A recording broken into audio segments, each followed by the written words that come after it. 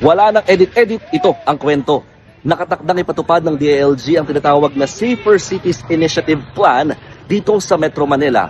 Anong ibig sabihin nito? Layo nito na higpitan ang pagpapatupad naman ng mga ilang pinagbabawal o mga pinapatupad na ordinansa sa mga lungsod. Kabilang sa mga ipagbabawal ng DILG o mahigpit na babantayan nila ang bawal ang pag-iinuman sa kalye, bawal ang mga maglalakad sa kalsada ng mga nakahubad o walang pang-itaas sa damit, bawal na rin ang mga kabataan na nasa kalsada lampas ng 10 o'clock PM o pagpapatupad nga ng curfew, maging ang pag-videoke ng lampas sa alas 10 ng gabi.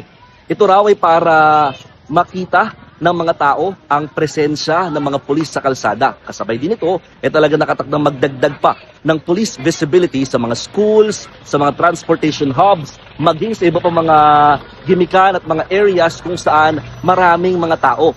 Yan ay para may malapitan daw kaagad ang mga sibilyan kapag nangailangan. Ang tanong, bakit maghihigpit ngayon sa ganitong klaseng mga ordinansa? Ito ba ay dahil sa tumataas na krimen sa bansa?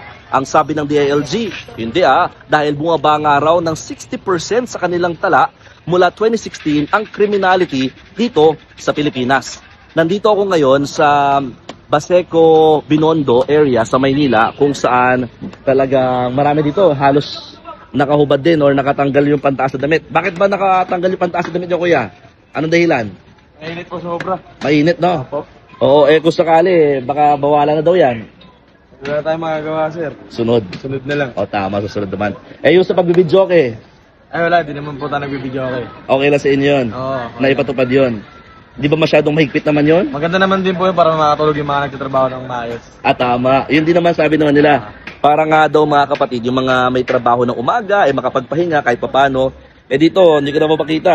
Merong nagiinuman. Bakit sir? Ba't naman kayo nagiinuman dito sa kali pa?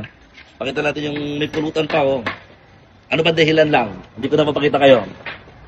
Wala lang, sundot lang sa yung ugahan. Pamover. Oo. Bawal na daw sa kali eh. Okay naman po yun para makabawas gastos din. Kasi daw yan daw pinagmumula ng krimen. Conforme lang po yan sa tao. Mm-hmm. Sa lahat ng, hindi naman sa lahat ng oras, lagi tayong nag-iinom. Oo. Minsan lang naman. Kumbaga parang sinasabi ni Kuya, hindi ko na siya pinakita mga kapatida kasi nga na sumusundot lang sila kahapon, Easter Sunday. Pero ang pinaka-pinupunto nila, sa tao naman daw yan yung paggawa ng krimen. Kung ilalagay daw yung alak sa tiyan or sa utak, yun daw talaga yung nagkukos ng mga criminality o paggawa ng hindi tama. Pero kung nasa tiyan lang naman daw ang alak, wala naman daw sanang problema doon. Pero mostly ng mga natatanong natin dito, halos pabor naman sa mga ganito klase paghihigpit. Matagal na daw ito pinapatupad. Pero yun nga, ngayon mas hihigpitan lamang para nga mas makita yung police presence at talagang maiwasan pa yung criminality. Nakatakdang gawin din ito sa buong bansa, sa iba pang mga cities dito sa Philippines or urban areas dahil ang paniniwala ng DILG, 70% ng mga krimen ay pawang nangyayari sa mga urban areas o mga lungsod. O paano? Ako po si Mon Gualvez ng News 5 at yan ang aking istorya ngayong araw.